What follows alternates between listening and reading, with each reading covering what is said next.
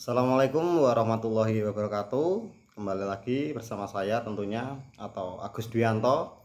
Buat teman-teman semua, nah kali ini saya sapa dulu buat yang pertama rekan-rekan dari YouTube. Ada teman-teman yang suka menonton video saya, terima kasih banyak. Dan yang paling utama saya sapa juga buat Pak Pengampu dari Filsafat Ilmu, Bapak Andi Bayu Bawono, PhD, yaitu keterkaitan nanti tentang pembahasan paradigma positivisme di filsafat ilmu. Dan juga buat teman-teman rekan dari kelas B, ada rekan-rekan semuanya, rekan-rekan dari Paksi, saya ucapin banyak sehat selalu. Kali ini saya akan mempresentasikan tentunya yaitu tentang paradigma positivisme. Langsung saja buat teman-teman semuanya ditonton, dan juga yang suka menonton video saya dinikmati aja sambil ngopi juga boleh, sambil sambil makan juga boleh, nggak apa-apa, yang penting dinikmati slow santai sambil menghibur diri, kita mempunyai wawasan yang paling utama. Oke, kita langsung aja buat teman-teman, kita mulai. Kita ucapkan bismillahirrohmanirrohim. Slide pertama kita buka. Nah, kita tentunya mengerti yaitu tentang pengertian dan definisi paradigma. Paradigma dalam disiplin intelektual itu yaitu sebuah komponen penting dari proses penelitian adalah paradigma penelitian. Maksudnya apa sih? Kok muter-muter gitu kan ya teman-teman semuanya. Maksudnya itu ketika suatu konsep kerangka kita penelitian membuat apapun itu, dasarnya itu ada baik dari penelitian terdahulu, karena yang saya bahas ini yaitu berkaitan dengan positivisme, yaitu tentang analogi tentang pemikiran manusia tentang penelitian konsepnya seperti apa. Nah, positivisme tentang akuntansi itu, dalam konsep akuntansi itu kayak apa sih sebenarnya, kan gitu. Itu yang penting. Nah, dari sini paradigma penelitian adalah cara berpikir yang menggambarkan bagaimana mereka mendekati fakta-fakta kehidupan sosial dalam bidang penelitian. Harus disadari paradigma yang digunakan, nilai paradigma dalam penelitian adalah bahwa ia bertindak sebagai jendela, atau nilai paradigma dalam penelitian adalah bahwa ia bertindak sebagai jendela yang melalui seseorang dapat melihat dunia dan mendapatkan wawasan baru atau keilmuan baru. Itu yang sebagai dasarnya. Realitas dalam kelompok sosial itu juga ada yang namanya beberapa organisasi juga seperti itu. Dan model atau paradigma sendiri yaitu dari Yunani ya, atau paradigma. Nah, di sini itu bahasanya itu dari Yunani. Buat teman-teman itu kalau nanti beberapa yang mungkin disukai itu ada ya, apa itu di penelitian pasti di teori itu menggambarkan sebagai penelitian positivisme atau non positivisme. Nah, itu kalian nanti lihat di sini. Paradigma juga diungkapkan oleh para terdahulu. Nanti para peneliti terdahulu itu yaitu ada paradigma adalah model penyelidikan dan alat, metode dan teknik tertentu yang secara umum diakui untuk dipelajari dalam bidang ilmiah menurut Wang tahun 1999. Kayaknya guys, aku lupa ya, bentar. Nah, kayak gitu. Dan ada konsep yang namanya itu pendekatan kuantitatif, dan juga saya juga ada punya buku beberapa ya. Saya belajar dari buku-buku pendidikan ataupun buku-buku akuntansi, penggabungan teori atau pola atau filsafat, sebenarnya juga baca. Nah, di sini tuh salah satu contoh yaitu metode penelitian pendidikan, pendekatan kuantitatif, kualitatif, dan R&D. Di sini itu juga menyertakan ya, di buku ini tuh mereka juga menyertakan istilah-istilah dan jenisnya. Jenis penelitian, bidang, tujuan, metode. Ya secara eksperimen atau non eksperimen kayak gitu. Di sini tuh dari terdahulunya juga dia itu mengaplikasikan dari sebuah teori-teori dari filsafat juga. Itu yang terpenting, karena sebuah rumusan itu sangatlah penting ketika ada yang namanya terdahulu sebagai penganalisa buat kita untuk meneliti sebagai pendukung ya. Di sini kita langsung naik ke slide berikutnya.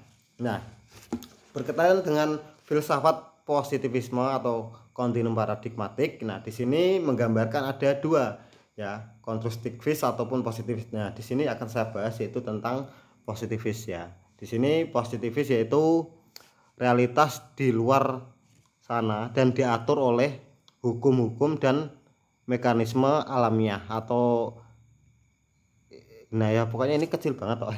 Yang jelas saya baca yang ini dulu. Filsafat positivisme dikembangkan pertama kali oleh Francis Bacon, seorang filsuf dari Inggris. Namun tokoh dianggap berpengaruh besar terhadap aliran positivisme adalah Auguste Comte, atau seorang filsuf dari Prancis yang lahir di Montpellier pada 19 Januari 1798. Aliran positivisme dikembangkan secara luas oleh kelompok Wina dengan aliran neopositivisme atau non positivisme itu juga ada ya, ada kritikal dan banyak banget. Tahu ya, tentunya tahu semuanya juga sumber referensi dari buku-buku juga. Tahap kedua yaitu tahap metafisik. Tahap ini merupakan tahap transisi dari tahap teologis menuju tahap positif. Nah, tahap kedua ini lebih bersifat varian dari tahap teologis, dan tahap ini gejala-gejala alam disebabkan oleh kekuatan-kekuatan abstrak. Nah, buat teman-teman semuanya di sini ya, paradigma positivisme itu para ilmuwan telah menciptakan seperangkat asumsi mendasar yang digunakan untuk menjelaskan sifat sebesar apa itu namanya sebenarnya ya dari sains, dan bagaimana mendapatkannya di dalam paradigma ilmiah. Ketika Dirkas itu tahun 1596. Nah, dan orang-orang sezamannya membentuk apa itu sudut pandang positif pada abad ke-17 benar. Nah gitu. Jadi kita next lagi biar nanti nggak pusing ya. Paradigma penelitian dalam akuntansi. Realisme fisik yang memandang realitas sosial sebagai sesuatu yang objektif yang berdiri di luar diri manusia, memiliki pengaruh yang signifikan terhadap pendirian paradigma fungsionalis pada komponen ontologis atau Burrell atau Morgan 1979, Chua 1986. Paradigma ini yang berbeda dengan atau normatif dikenal sebagai paradigma positivis dalam ilmu akuntansi. Kita jelaskan sedikit lagi, yaitu di Isidore Auguste Mary. Nah, di sini itu menciptakan aliran filsafat positif, memberikan doktrin yang sangat terkenal. Hukum 3 fase, hukum 3 tahap. Menurut aturan ini ada 3 tahap dalam perkembangan sejarah. Yang pertama yaitu manusia baik secara individual maupun kolektif, yaitu tahap teologis atau fiktif ya.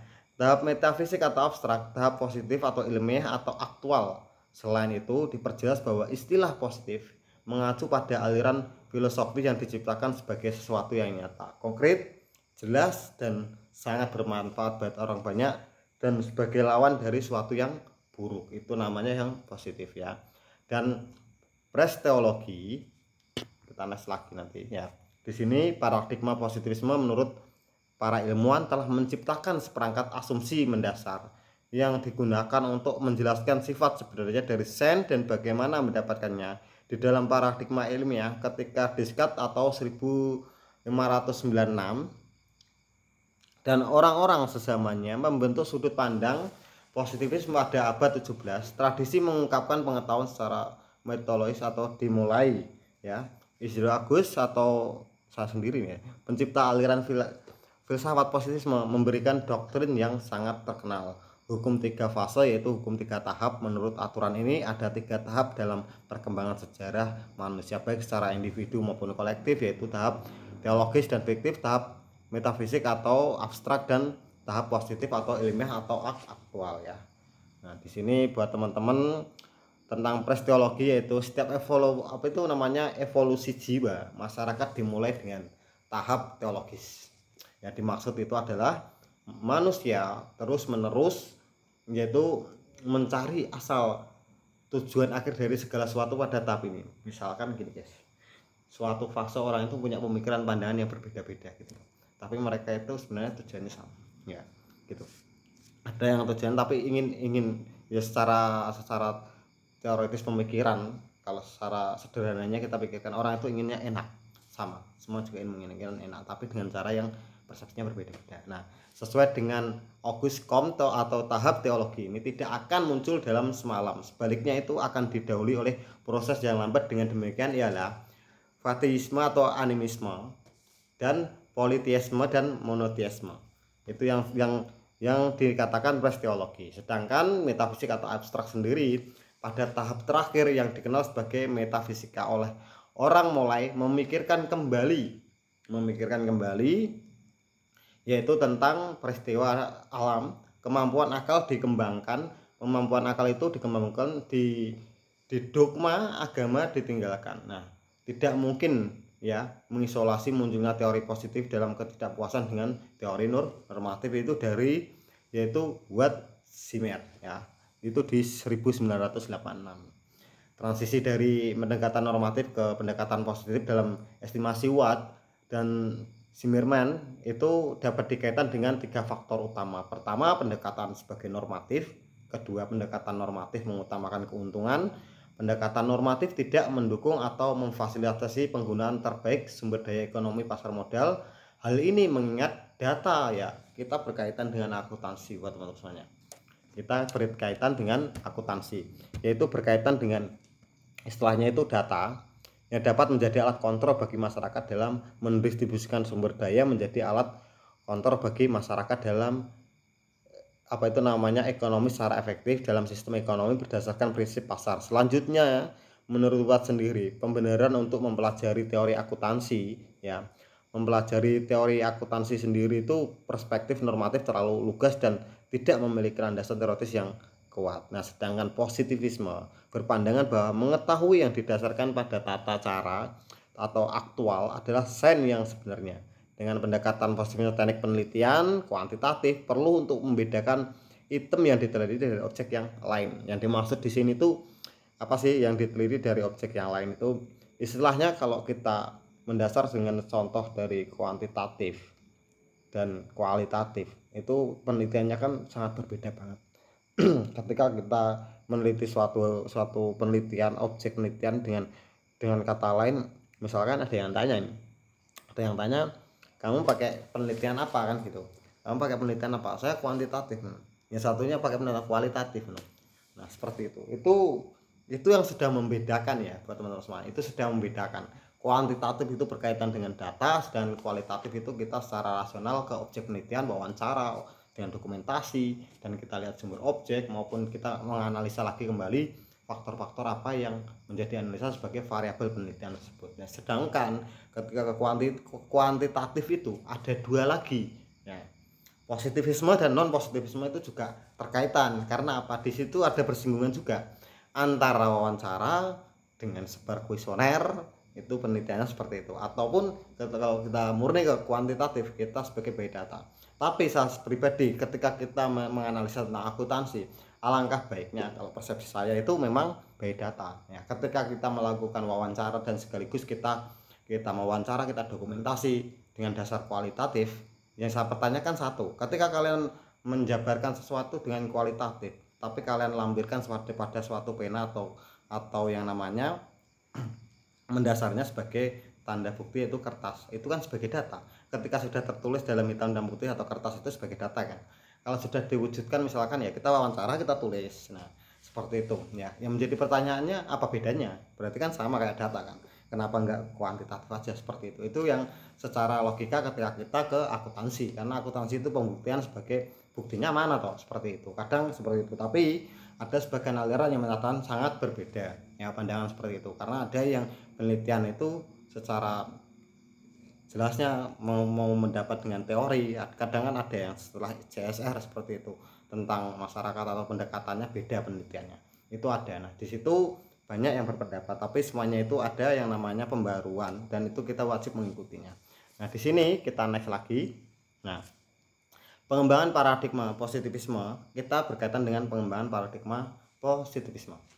Pendekatan tersebut masih dalam proses pengembangan dari sudut pandang filosofi yang menjadi pedoman kajian perbedaan ontologis antara realis dan idealis ini pada akhirnya akan mempengaruhi perbedaan epistemologis antara positivisme dan anti positivisme yang mempengaruhi pendekatan yang digunakan oleh masing-masing penganut aliran tertentu. Nah seperti itu. Ketika mempelajari sains, paradigma positif memiliki dampak yang signifikan karena itu metode positivis sangat populer di banyak bidang penelitian fundamental termasuk akuntansi positif. Atau di positivis setuju bahwa metode empiris harus digunakan untuk membawa fenomena seperti pendidikan atau ke tingkat objektivitas dan validitas atau sebelum mereka dapat digunakan cara yang sama seperti alam semesta. Nah jadi ketika orang realitasnya itu menganalisa apapun, dia butuh juga yang namanya ya gitu.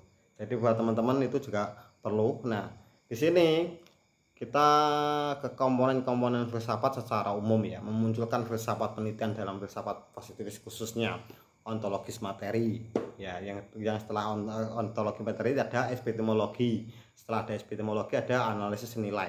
Yang dimaksud dengan ontologi materi itu, ontologi merupakan salah satu dari komponen pertumbuhan filsafat sebagai ilmu yang membahas pokok melihat tujuan penelitian yang terkaitan dengan dunia nyata, bukan dunia gaib ya. Itu yang menjadi dasar. Nah, sedangkan epistemologi metode itu komponen pengembangan filosofis, atau ini mengkaji proses yang digunakan untuk memastikan kebenaran pengetahuan atau kebenaran suatu apa ya, pengetahuan itu pandangan atau yang timbul dari pemikiran persepsi yang berbeda, sebenarnya seperti itu. Nah, sedangkan analis nilai sendiri ini dalam penelitian kuantitatif itu mempertahankan prinsip-prinsip ilmiah objektif yang dapat diterapkan secara umum dan melarang hal-hal yang spesifik ya. Kalau misalkan contoh penelitian ya tentang data, seperti itu berkaitan data, atau ketika di dalam akuntansi itu berkaitan dengan laporan keuangan yang berkaitan benar-benar murni datanya itu ada, nggak hanya sekedar bicara kan gitu, seperti itu. Itu kenapa sering digunakan kuantitatif ya, itu karena kita merujuknya pada filsafat ini yaitu dalam akuntansi ya, buat teman-teman semuanya. Oke. Nah, udah. Nah, di sini sudah selesai ya buat teman-teman semuanya ya. Nah, tapi dengan ada sedikit tambahan juga terkait apa itu namanya positivismenya, yaitu tentang realitas ya. Menurut paradigma positivisme itu realitas adalah kebenaran berdasarkan signifikansi statistik ya, statistik dan apa itu namanya antara lain jumlah partisipan, jenis data, sebaran data. Kalau sudah sebaran data itu juga apa itu simpangan buku ataupun metode uji korelasi merupakan beberapa faktor data untuk uji kebenaran. Uji kebenaran itu sebagai bobot ya, karena kepentingan suatu penelitian itu yang sangat penting. Di sini tuh ada ontologi materi, epistemologi metode, dan aksiologi nilai.